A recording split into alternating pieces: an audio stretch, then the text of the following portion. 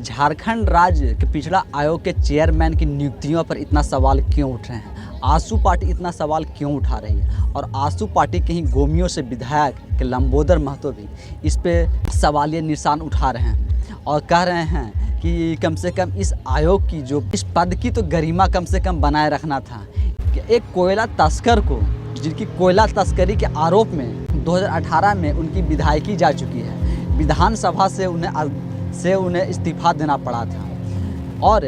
2014 के जब वह जो विधानसभा का चुनाव लड़ रहे थे तो उस विधानसभा में जो अपना हलफनामा दायर किए थे उसमें रामगढ़ के हजारीबाग, बोकारो और बेरमो में जो उनके खिलाफ मामले दर्ज हैं, बहुत ही संगीन मामले दर्ज हैं, जो कि अपने जब हलफनामा डाल रहे थे, नामांकन पत्र डाल रहे थे तो वो सब में जिक्र किया गया है। तो एक ऐसे पूर्व विधायक को झारखंड राज्य पिछड़ा आयोग के चेयरमैन के रूप में नियुक्ति यह सवाल के घेरे में है कि क्या राज्य में कोई ऐसे और व्यक्ति नहीं है, स्वच्छ छवि के, साफ छवि के कोई नेता नहीं है या व्यक्ति नहीं है जिनको उस पद पर के नियुक्त किया जाए या बैठाया जाए? क्योंकि इससे पहले तक आप देखें तो उस पे जो के उस पद पे थे, उसके आयोग के पद पर जो थे वह रिटायर्ड जज के रूप में के लोकनाथ प्रसाद जी थे। मतलब 2002 में यह आयोग बनाया गया था और 2002 से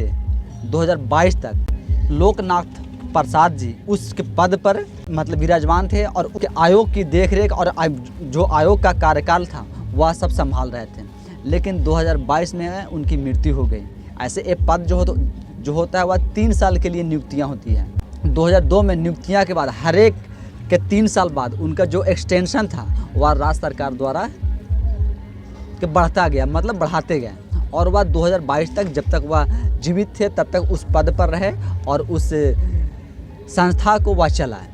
लेकिन 2022 में उनकी मृत्यु हो जाने के बाद उस जो चेयरमैन का जो आपका सीट था वो कुर्सी खाली थी और उस पर भरने के लिए जो गोमियों से पूर्व विधायक थे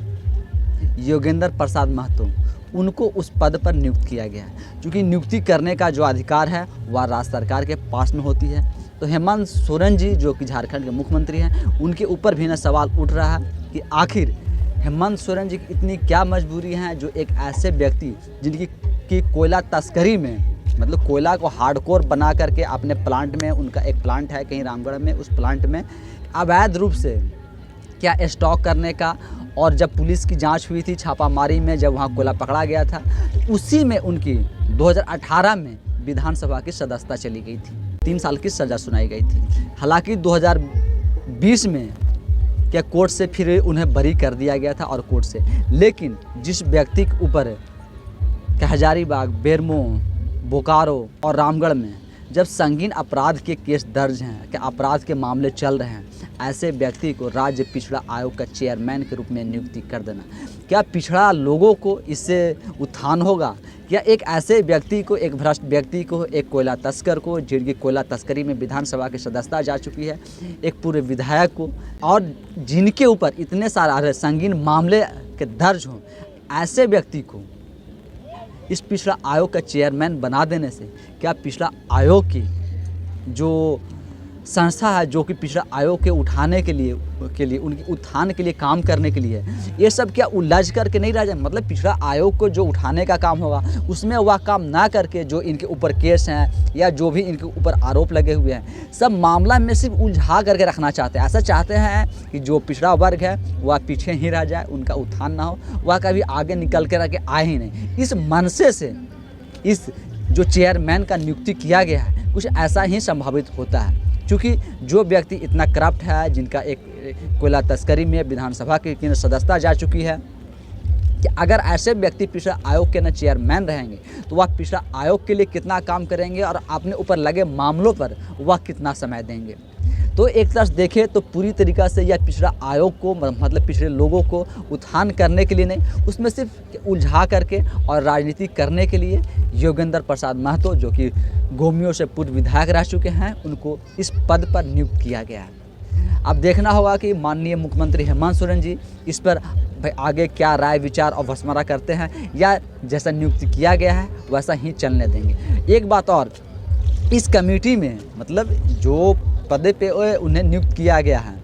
उस आयोग में जो और भी नियुक्तियां होने हैं सदस्य लोग के, वह नियुक्तियां अभी तक नहीं हो पाई है। तो यह भी सवाल उठाया जा रहा है कि जब आप चेयरमैन को नियुक्त कर दिए तो उनके सदस्य की जो नियुक्तियां हैं वह कब होगी और उन लोग की नियुक्तियां क्यों नहीं की जा रही है। आखिर क्या कारण है जो कि ये नियुक्तियां नहीं की जा रही है, सदस्य का जो नियुक्तियां हैं वह नहीं की जा रही है, और अगर नियुक्तियां नहीं की जा रही है तो वह कब तक नहीं की जाएगी। क्योंकि 2022 से जब लोकनाथ प्रसाद